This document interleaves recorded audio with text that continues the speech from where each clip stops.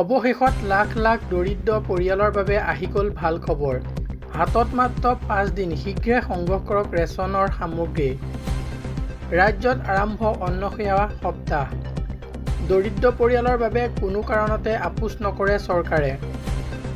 ১০ ফেব্ৰুৱাৰীলৈ লাখ লাখ হিতাধিকাৰীয়ে লাভ কৰিব ৰেচন।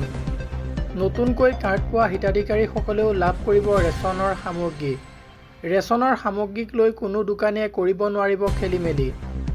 ১ গ্ৰামো দৰিদ্ৰক চাউল কমকৈ দিব নোৱাৰিব ৰেচন দোকানীয়ে।